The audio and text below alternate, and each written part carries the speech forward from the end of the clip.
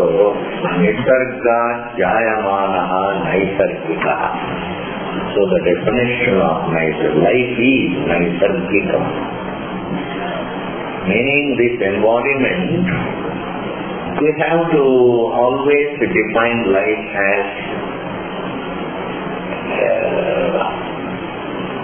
a situation of struggle.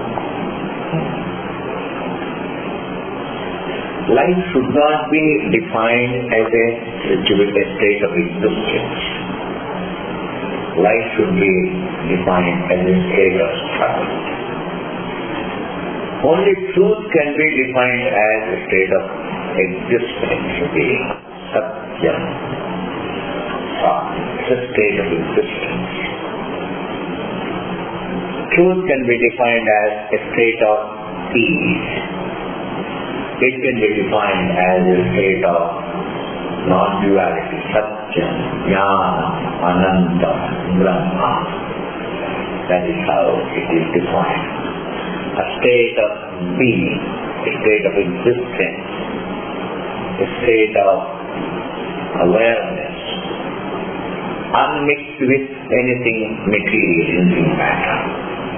A state of awareness, unmixed with matter. Anantam, and a state of being non-dual. The truth can be defined as a state of existence, but life has to be defined as a state of struggle. It is a state of search. It is a state of looking for fullness. And what one searches for is always fullness. He may say, I want this object, that object, but he looks for fullness through the objects. He looks for fullness through money. Looks for fullness through name. Therefore, if we understand, we are searching, every living being is searching for fullness. So life will be defined as search for fullness. If life is a search for fullness, then the next thing is, why is he searching for fullness? You may say because that happens to be his nature. I mean, that's a very big breakthrough in life. The most enlightening breakthrough in life is the very reason for search. Why should man search for food? And the answer to it is crucial in the life of a student of Vedanta. Most crucial. We can't simply say, man searches for fullness because that is what everybody is doing and therefore he looks at others and therefore he also does it. I don't know. It is all shoddy answer. Shoddy answer.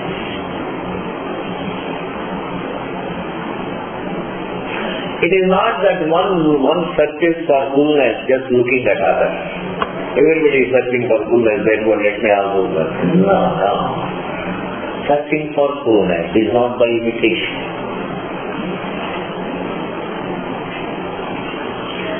Maybe, drinking in the club may be by imitation. Everybody drinks, so you also drink.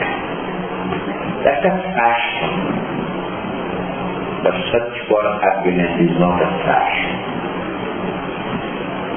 Search for fullness is not a fashion.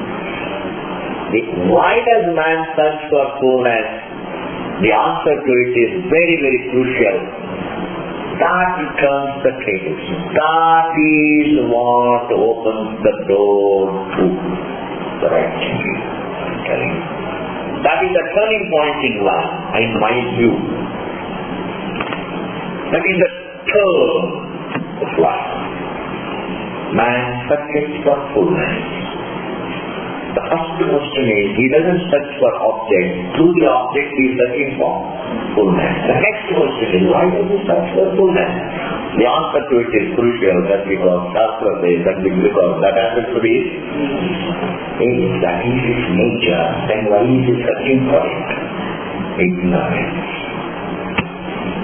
Thus we arrive at the problem as self-ignorance. We arrive at self-ignorance as the problem. We arrive at the problem as self-ignorance. We arrive at the problem as self-error. Not only one doesn't know that he is full, but he also strongly concludes non-full means incomplete, limited.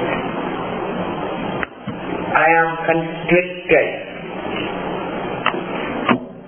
Therefore, once a person sees clearly that life is a search for help of fullness, life is being ignorant of one's fullness, life is a state of self-ignorance and search. Thus we have concluded the definition of life.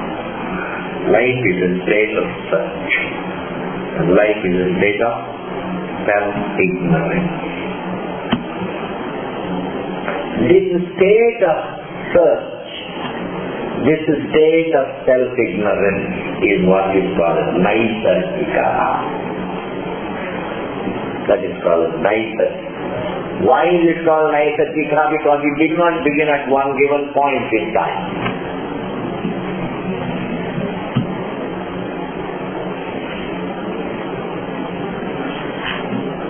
A thing is called naisargika. Life is naisargika because it is there until I reflect. Avicharita siddha. Like rope snake is there until I think, my God, this is rope. Until I look closely.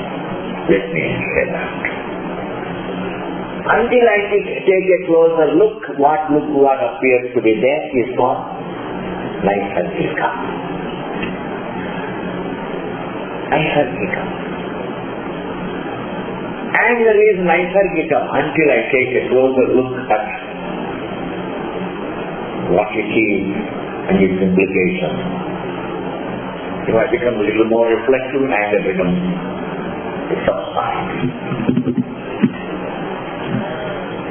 When I don't deliberate, I am greedy. When I don't deliberate, I am angry. When I don't deliberate, I am jealous. But the moment I become deliberative and the moment I deliberate, reflect, reason, the moment I reason, they subside. What are you going to give me? What is my jealousy going to give me?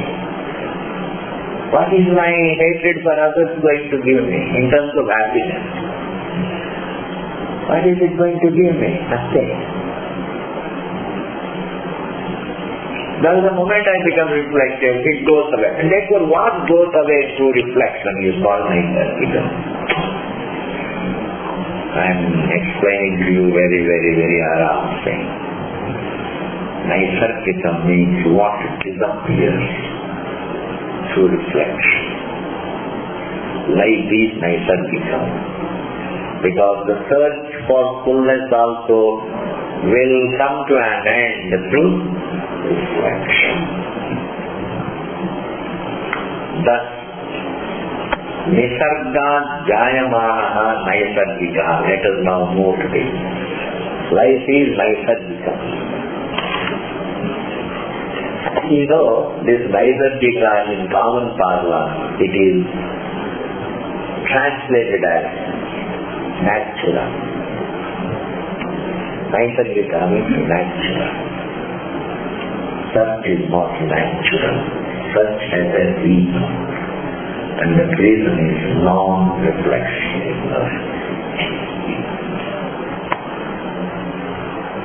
Therefore, nisarga jayamanaha naisargika. what continues to be there until I think, until I reflect. We make a lot of mistakes until we start reasoning. Once I start reasoning those mistakes, I become incapable of them. When I don't reason, I look to be incapable of doing the right.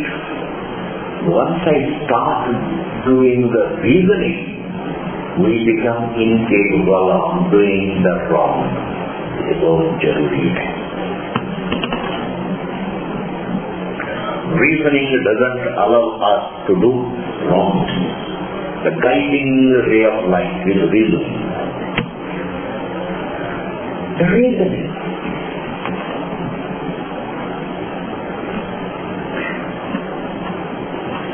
In fact, the only way by which as an individual I can grow is up to a point, up to the portal of huge growth I can put up only through reasoning. Reasoning takes us a long distance in our growth.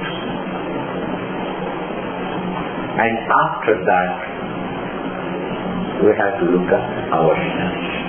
But when it comes to living a life, if I have to live with other people, I have to do reasoning.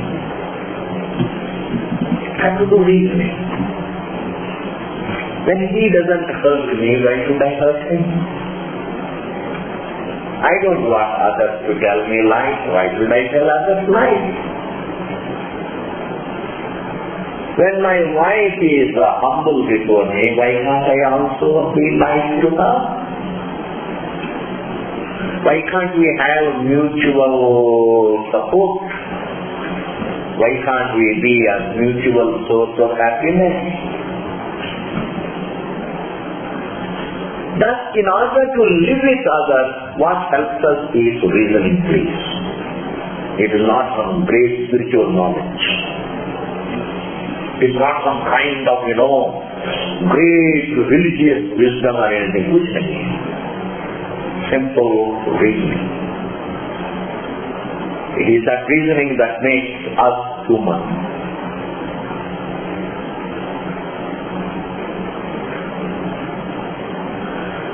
And therefore, here,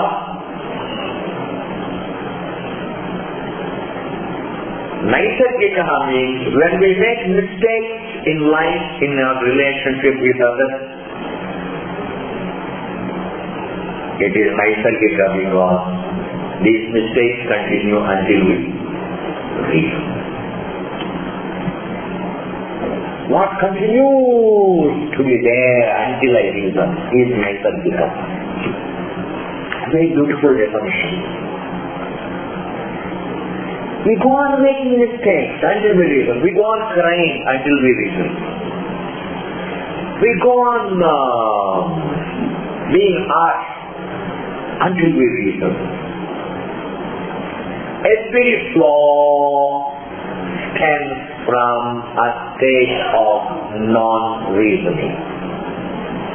In fact, reasoning solves a lot of problems in life. Education, in fact, must include helping the people to reason.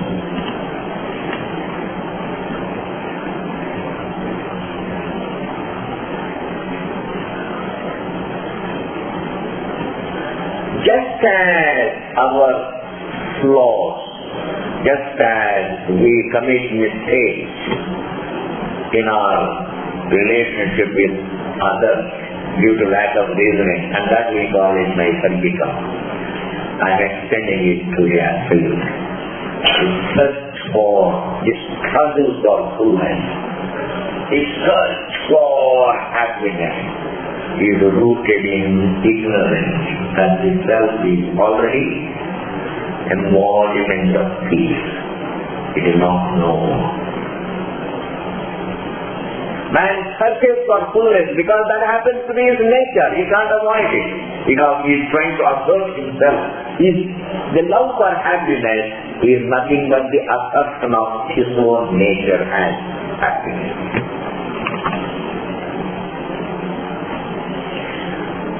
Search for fullness is a kind of an assertion of its nature as fullness.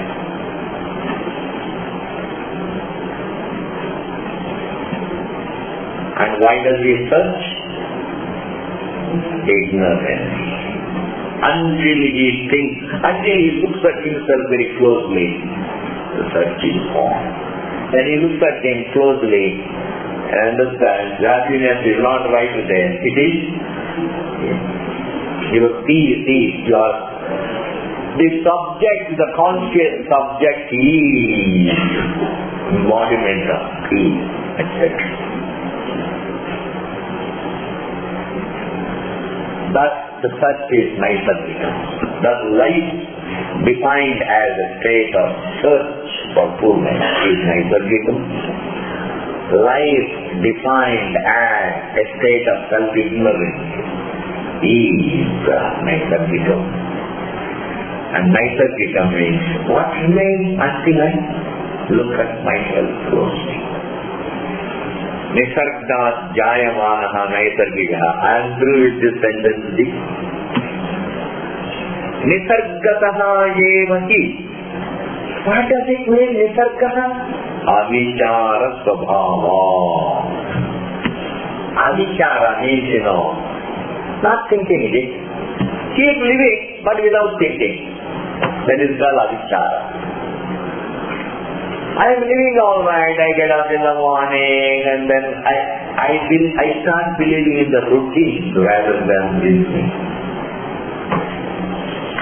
If a person is following his routine, morning he gets up at 5 o'clock, has a cup of tea and afterwards he goes for a walk and then he comes back and has breakfast and he goes to his shop and he makes a lot of money till evening and comes back and then he takes out his bottle and then drinks and then does all those gimmicks. He thinks, I am living a very comfortable life, I am living a very disciplined. If you stick to your routine, you think you are very discipline should not exclude reasoning, please. Discipline does not mean consistent routine. Routine means तो सुबह से लेकर मैं रोज एक ही समय उठता हूँ, रोज walking जाता हूँ, ठीक है जी, रोज ब्रेकफास्ट खाता हूँ, रोज लंच लेता हूँ, रोज डिनर लेता हूँ, और रोज जब when I come back from office, rose I shout at my wife.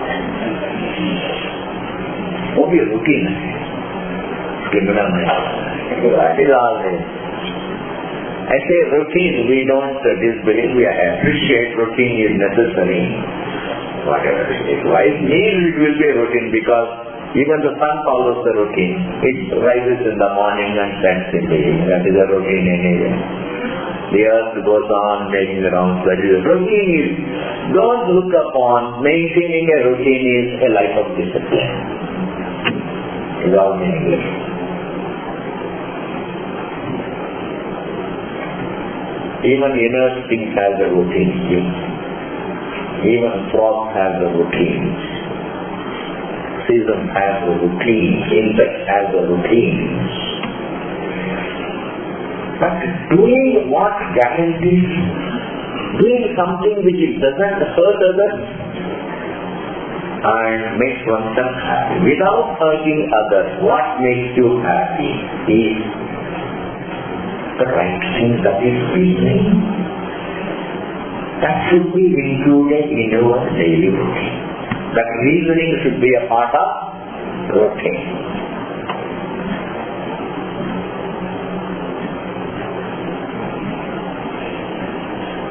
Therefore, nisargataha eva vichara svabhavat. Without reflection, sarvopi vyavaharan, sarvopi everybody, vyavaharan living. Drishyate, this whole world is seen to be living without reflection, looking at themselves. They are busy looking at things outside. They are busy looking at the universe. They are busy accumulating the objects of right. The one who looks at the universe is not looked at. The observer is not observed. The observer is not looked at. And therefore, the confusion continues. And what is the confusion? Ahamidamiti. Everybody lives this confusion which is in the form of I am this.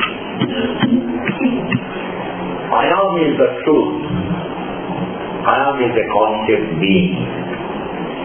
And the form is inert. And one lives the life with the thought, Aham idam, I am this. Aham idamiti, mamedamiti cha. A sense of equation with the form and a sense of relationship with other things. This is my house. It is a sense of relation. This is my son. It's a relation, mama. This is my money. This is mama. Thus, life is in the form of equation with the form and a relationship with other forms. Equation with one form, equation with the body, and the relationship with other forms. What is wrong with this equation? Now the pratigna is, this equation is self-error. Aham cannot be the form. The conscious being cannot be the form. And we have seen in the introduction, the subject cannot become the body, nor the body can become the subject by a process of change. The subject cannot transform and become the object. The object also cannot transform and become the subject. Why? Because they are evidently opposed to each other. They are contrary to each other. One is conscious, the other is inert. When they are contrary to each other, they can't become each other. They can't transform and become each other. Now a doubt arises, maybe they can't transform and become each other, but maybe they can be confused. They somehow attract each other. Maybe the subject and object attract each other and become one.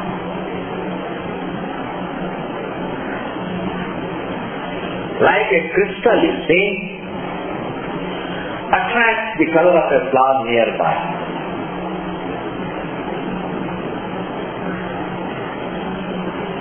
Just as a crystal attracts the color of a flower nearby, similarly, maybe the body attracts the quality of the self. Maybe the self, the subject, attracts the quality of the body. Maybe they are attracted to each other. They are attracted to each other. They have become one. That is also not possible because two contrary things cannot attract each other. Light can't attract the darkness and become one with it. Light dispels darkness, doesn't attract the darkness.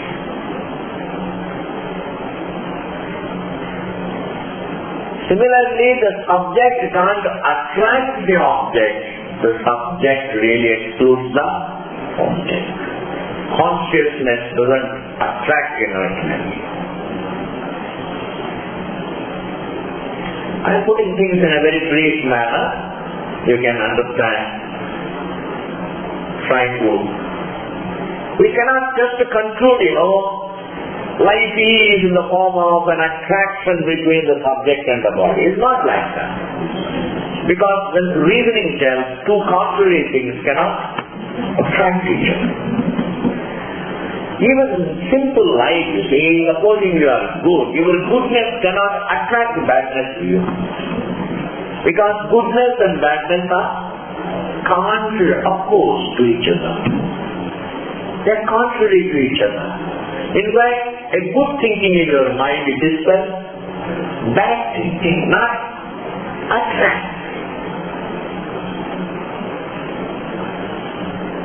Contrary things cannot attract each other. Therefore, this particular conclusion that I am the form, taking for granted that one is only a form, taking for granted that one's existence is constricted to the form,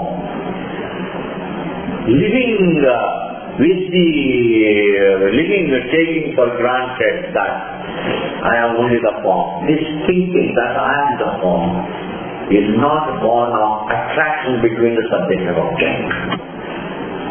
It is not born of any transformation. It is born of ignorance, not seeing the difference between the two. When I don't see the difference between the subject and the body, then I can get confused. I can confuse one for the other. It is in the form of, it is not in the form of a process of transformation. I am this form is not the result of transformation. I am this form is not the result of transformation.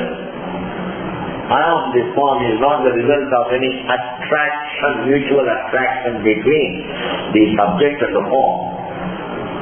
I am this form is a result of not seeing the distinction between the subject and the form. I don't look at myself. The one who is aware is the light, and the form is light. It cannot be aware. The table can't be aware. This body also can't be aware. It can't be aware. When it dies birth, not aware. Even when it is alive, even when you are in identification with the body continues to be inert, but it looks to be a little sentient because of identification of the conscious being with the body. And therefore, this feeling that my existence is confined only to the form is not born of any transformation, is not born of any attraction. It is in the form of a confusion, and confusion is always due to ignorance about the difference, the distinction between the two. Ahamidam anedamiti cha. And this is universally felt anywhere. You can't deny confusion in life. Why?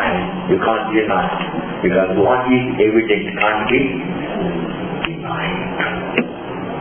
A belief can be denied. Yes. One of the destinies of all beliefs is ultimately they get denied. What needs to be asserted, what needs to be maintained, ultimately will be lost. Did you follow this sentence? A belief needs to be sustained. A belief needs to be protected.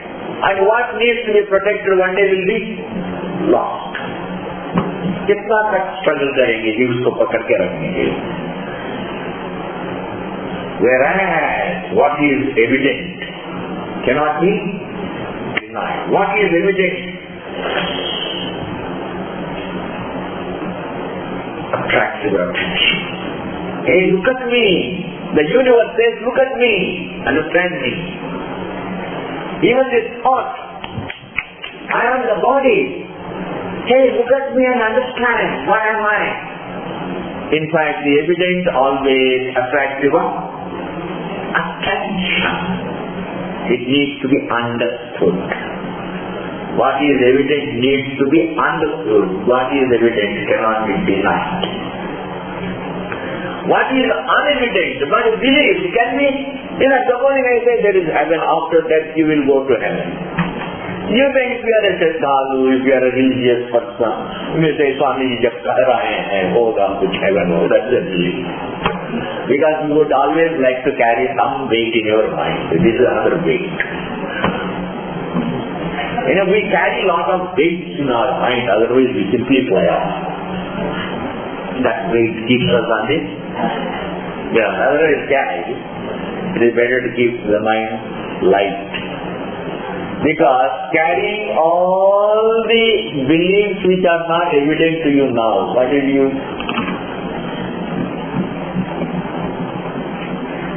that Vedaranyaka Upanishad says very beautiful thing. It says, न ध्यानेत बहून शब्दान वाचो के विज्ञापनम एतत्. Don't entertain truly unevident beliefs. There is pain on your mind, and when you talk about them, there is pain on your tongue.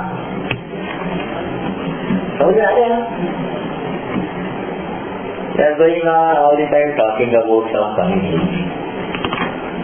Whereas this particular confusion cannot be denied because it is. It's the whole life.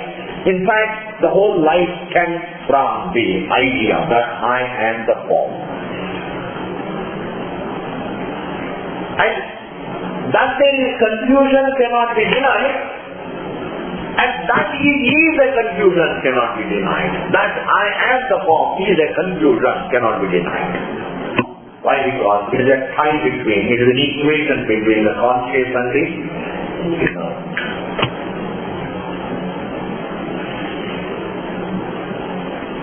You can't say it is a natural thing. No, it's a confusion.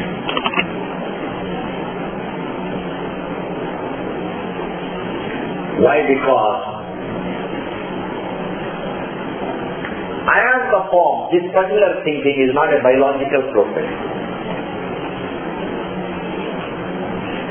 One may say it is a biological process. That's not the end of it. You have to sit down and think about it. Even a biologist can't say life is the result of biology. No. Because awareness cannot be proved as a result of biology. It is yet to be, awareness has not yet become the topic of science. Please understand.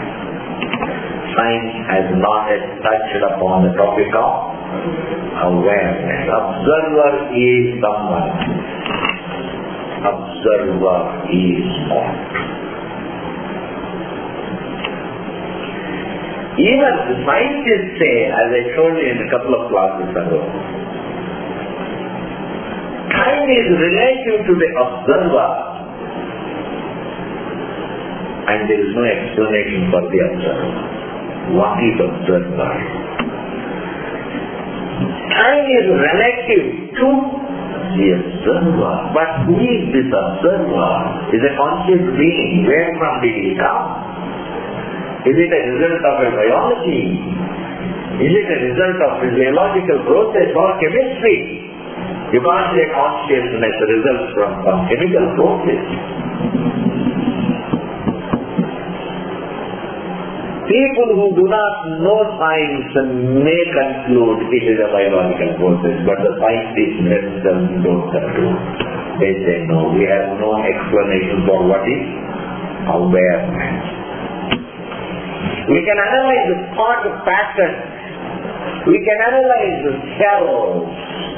We can analyze matter's atoms. But awareness is not synonymous with a cell. Awareness is not synonymous with a thought. Awareness is the light that makes us know the thoughts and the cells and the whole universe. Now, coming back to the point, please. Neither can one deny the confusion. And the most crucial thing is, nobody can deny that life is a confusion. This I am the form is the life. Is in the realm of confusion.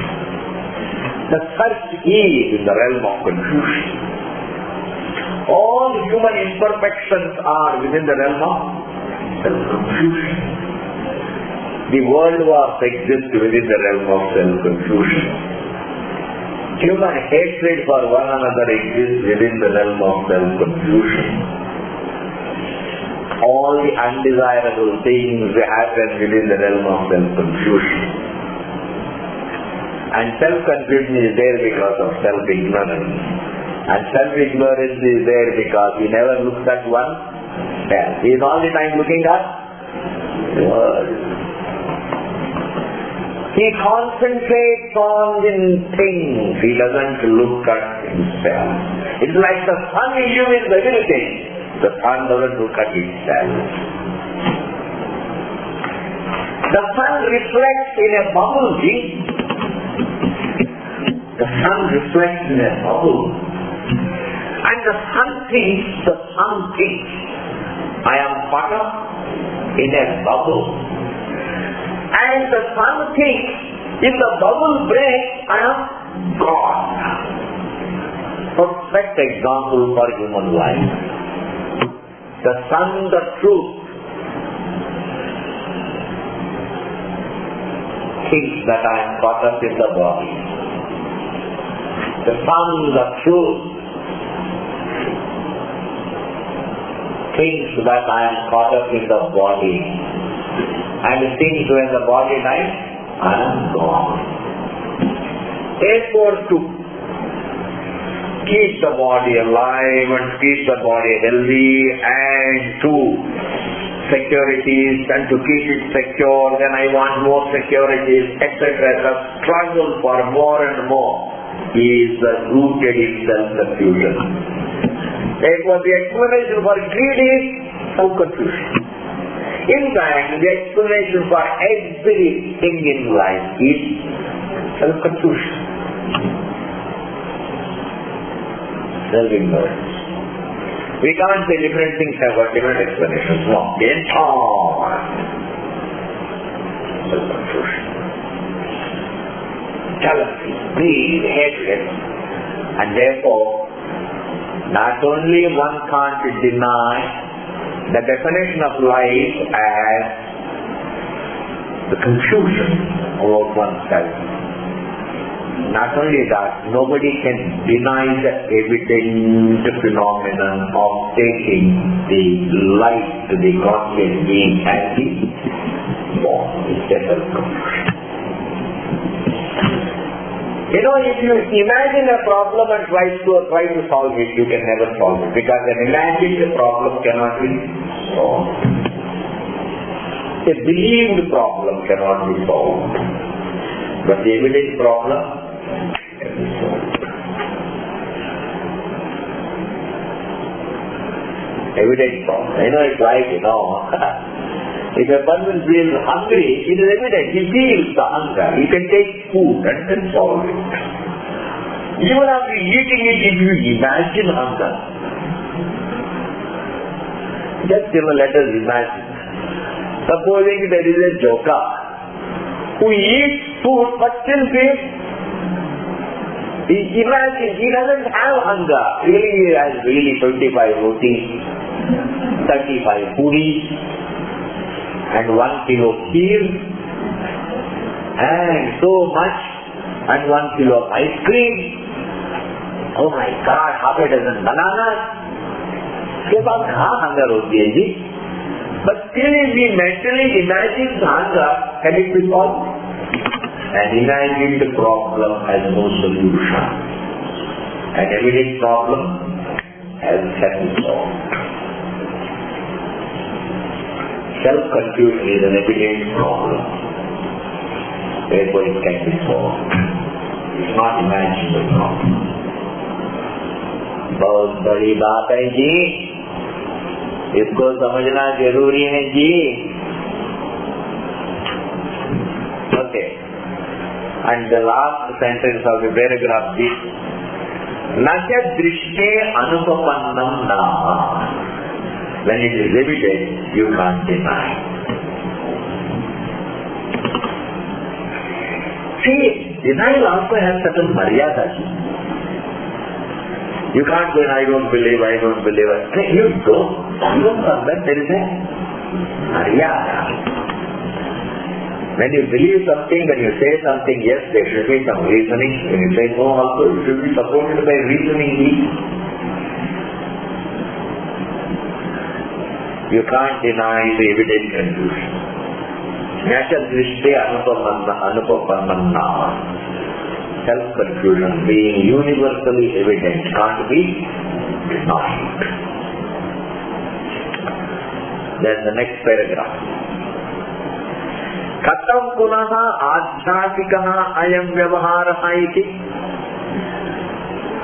Ayam vyavaharaha. Vyavaharaha means this thinking and language. This thinking, ayam, this form is a thought. This is mind is a thought. This is me is a thought. This is me is not a fact. Is an evident thought. All that is evident need not be a fact. It can be just a thought. An evident fact is different from an evident thought. I am this form is an evident thought, not a fact. If it is a fact, it should not resolve. But in sleep it resolves. I am this form, this thought, you translate in sleep. You drop it. It resolves. Anything that resolves is a thought, not a fact.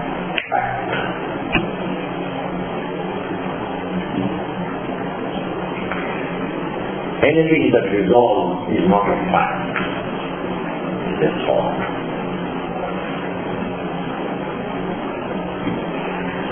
Not only I am this form is a thought that resolves.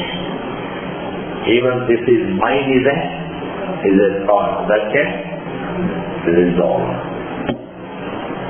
And anything that resolves is a thought. And if you look upon it as a fact, that is an error. That is confusion. If a thought is looked at as a fact, then it is an error. Yes.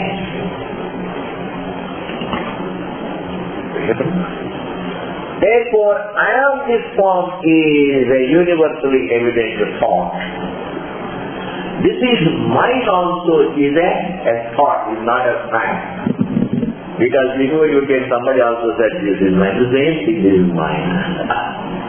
The house in which you are living now, you say this is mine, it was. A few hundred years ago it was owned by somebody. 200 years ago somebody owned. Because this ownership is not a fact. It's very, very notional. It's a notional. Human beings derive little bit of pleasure through their notions. How it can. When he thinks this is mine, it is mine, this is mine. ऐसे सोचते heart attack आ गया चले क्या हो गया? Understand, the reality is different from notion. You own something, but don't take it that it is a fact. Take it as a thought, nothing later. The moment you understand all ownership is only a thought, not a fact, then you will not grow vanity in your mind. You don't grow it. Then it doesn't create ego in it. It's just a thought.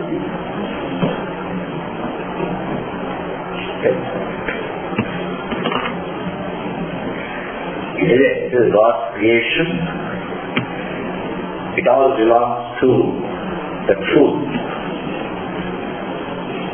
Universe is an appearance in the truth. It belongs to the truth, not to any particular person. Like water in the ocean doesn't belong to any particular way. That is the ocean. That is the truth of all waves. Water is not a possession of any given wave. Water is the truth of all waves. Not water is a possession. Water cannot be owned by any wave. Water cannot be owned. Ocean cannot be owned by a given wave. Ocean water is the truth of all waves. Similarly, all living individuals are like waves as forms. As forms they are like waves. We can't own anything here. Okay, see, I am the form, this thought, and this is mine, this thought is called Vyavahara. A very beautiful definition of Vyavahara. Don't look upon Vyavahara as merely coming and going with Vyavahara. What you think about yourself is Vyavahara. I am a human being that's thinking. All the thoughts that one entertains about oneself, all the thoughts that one entertains about oneself is Vyavahara, inner Vyavahara.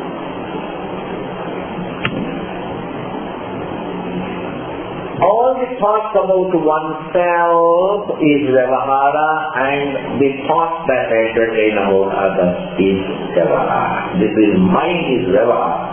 This is me, Vyavahara. This is called Avidya. This is called really, ultimately, this is Maya. When we use the word Maya, there is nothing illogical about it. It's very beautiful. Anything emotional is Maya. Not actual, but notional. And Vyavahara is in the form of what I speak, and the Vyavahara also includes the language. That is why it is said, Yato vasho nivartante aprapya manasasaha. The word and the thought cannot be separated. Wherever there is thought, there is language. Language is a part of thought. Mostly Sundar definition the Shastra is very beautiful, very sophisticated. Language is a part of, is indivisible from thinking. So the truth transcends the thought, therefore it also transcends the language. Therefore we use the language to convey what? Transcends the language. The language that is used to convey the truth that transcends the language. That kind of language is called Shabda Pramana. Yes, Shabda Pramana. It is meant to convey, points to them. Now here is a small question. How is this Vyavahara a conclusion? I am this, how is it Adhyasa? This is mind, this thinking, how is it conclusion? I am this body, this thinking, how is it conclusion? A small question. How is this conclusion, sir? Can you elucidate on it? Can you elaborate on it? Uchate. They ask you. The elucidation begins. Ahamiti. Everybody feels one's existence as aham, I. Ahamiti asmat pratyaya gocharasya. One's existence is always felt by the sense aham, I, me. Asmat pratyaya gocharasya atmanaha vyavaharaha. Now I am going to tell you something very, very, very crucial. One is the presence of the subject, the other is the thought about it. The presence of the self is silent. One's presence is silent. When they say, I am the form, when we say, that is a thought, that is Vyavahara. Looking at oneself as the body becomes the Atma Pratyaya. Gocharasya Atmanaha Vyavahara. Idam iti tu, and when we say, I am this, Idam. Aham refers to the subject and Idam refers to the body. Idam iti tu, Vishayam Shasya, it pertains to the body, the object. Yushmat Pratyaya Gocharasya, what is contrary to the subject. Tat Sambhinnasya Vyavaharaha. Idam refers to the body and all that is related to the body. My wealth gets related to, it's a part of my body. Once I transcend the body, I transcend the wealth. When I sleep to my form, I sleep to my wealth also. When I sleep to my form, this particular form, I sleep to the universe. Therefore, we club the universe and the body together. That is what is called Sambandha. The body is a part of the rest. Therefore, Aham refers to the subject, Idam refers to the body and the rest. And Aham can never be Idam, and Idam can never be Aham. The conscious subject cannot be the body, the inert, and the inert cannot be like the light can't be the darkness, and the darkness cannot be the light. And we have to include, not only they can't transform to become each other, they can't also attract each other, they can't reflect each other. And therefore still if there is some oneness felt, it can only be in the form of confusion. Where process is not possible, and still if it happens, it is a confusion. I am putting it in a very simple way. The rope cannot become snake, and still if I see it as snake, then it is not becoming, it is a confusion. If he is a good man, if I look upon him as a bad man, a good man has not really transformed and overnight become bad man. I see Babu. It is a confusion. In this context, I will tell you a very nice example. In a child yesterday, parents were so nice. Children always say, Papa, Mummy. They were all the time making production around them. The son was all the time, Papa, Mummy, he was singing in praise of Papa, Mummy, and the men have come. The son gets married. And the moment the names of the daughter-in-law comes, the son takes the side of daughter-in-law. Daughter-in-law says, why are you doing this, making rounds around your parents? You should be making rounds around me. The girl says, you should be making rounds around me. Why are you making rounds around your parents?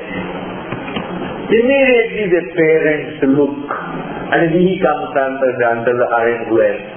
And suddenly he starts behaving different. Has it become that overnight? Or is it a confusion? It's a confusion. In the mind of the boy there is confusion.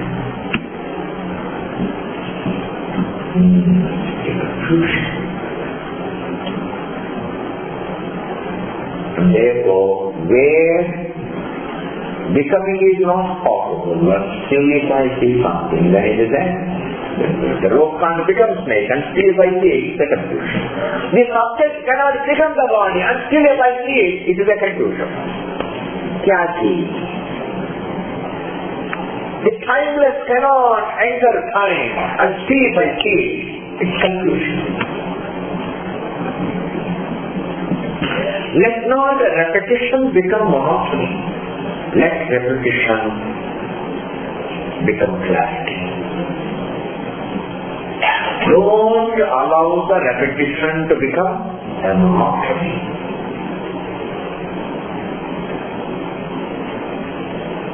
Let the repetition of the Shastra become clarity. A mediocre uses the repetition to get monotonous.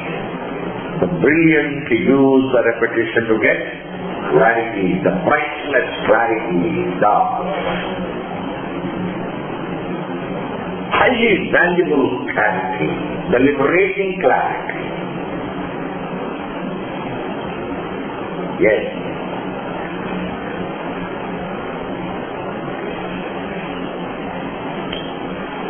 Ahamityasmat pratyay gocharasyasmanah vyavaharaha idamiti tu vishayamsya yushmat pratyay gocharasyā sapsamvinnasya vyavaharaha ataha therefore ayam adhyasikaha. I am concluding here. He is concluding. Therefore, it is a confusion. It is an error. Adhyasa means what? Confusion. Mistaking one for the other. That is called confusion. Mistaking the rope for spring. Confusion. Mistaking the anu post for a marriage. Confusion. And life is full of confusions anyway. Full of series of confusion. Oh, if I get that, if I settle down there, I will be happy. Another confusion. Why? Because happiness is not conditional to any particular place. Anyway, this particular situation that I am the form cannot be denied. Nobody can say it is not confusion, it is a natural process. I am the body is a confusion because it is the two things that are involved in this is one is the light, the other is the inner. One is the conscious, the other is the inner. The conscious can never become the inner. Therefore, it is a total confusion of Chāvikaha. It cannot be called a result of a natural process. It is not the result of mutual reflection. We can't even say there is a the conscious being is reflecting in the body, or the body reflects its qualities in consciousness, or consciousness reflects its glories in the body. Which means I can say the light doesn't reflect its brightness inside darkness. The light can't throw its qualities on darkness. Now darkness can throw its qualities on light. Therefore, mutual attraction is not there. There can be mutual confusion, not mutual attraction. If I see the rope of snake, don't think rope has attracted snake. If I see the sand as a mirage, you do not that the sand has attracted water. It's a confusion in the observer. It's a confusion in the mind of an observer, in the sight of the observer.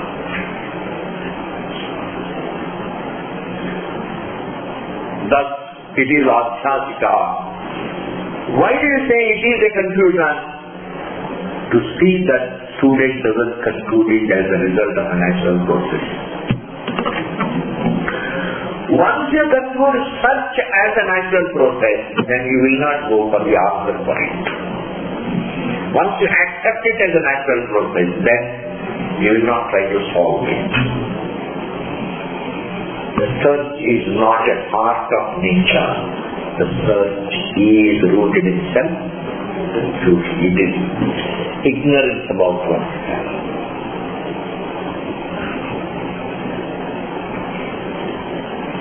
When contrary things happen, we can't say it's a part of nature.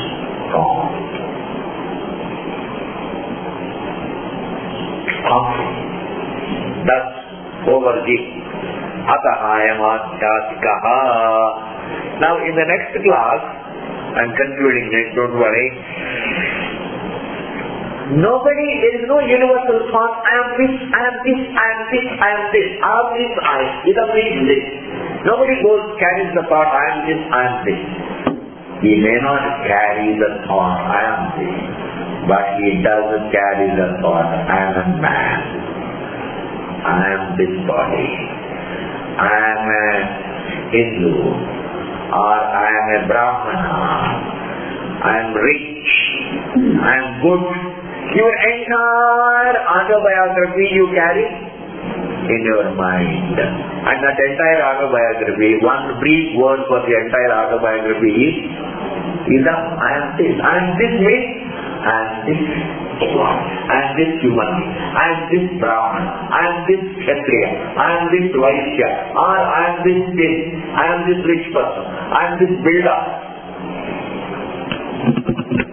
Yesterday, I was sitting with the builder. I was looking for a place. Now, this is called Shanti Mantra. Okay?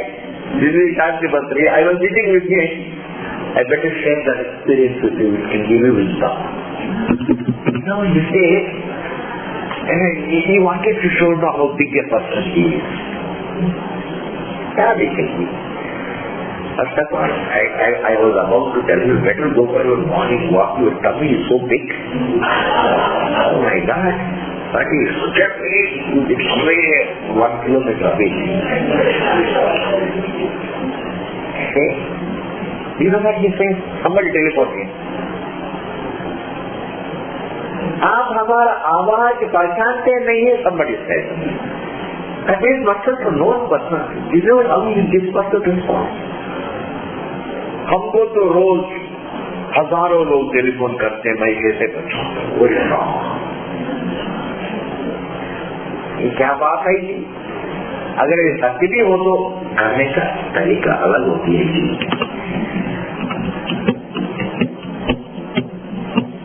समझिए ना, हमें builder, I am rich. Especially those people who make new money, बड़ा मुश्किल हो जाता है. Problem हो जाता है. Bhagavan gives money, God's grace brings some money. Sometimes money comes to you, even though you are not qualified to make any money, Bhagavan gives you money. That doesn't mean, just because you make money, doesn't mean you are really very efficient. ऐसा कुछ नहीं है. आप देखते नहीं. मुकद्दर आ जाता है थोड़ा पैसा. But money should keep you humble. Money plus humility equal to happiness. If you want some formula, money plus humility equal to happiness. Money plus ego, nil balance. Money is meant to supposed to give you happiness, and ahankara cancels it out. So what is the balance? Nil. कुछ भी नहीं है. Therefore, anyway, even though man doesn't carry the thought, I am this, I am this, I am this, but he does carry the thought, I am a man, etc. From which we take up next. Om Purnavaha Purnamidam Purnamudachyate Purnasya Purnamādāya Purnamevāvadishyate Om Shanti Shanti Shanti.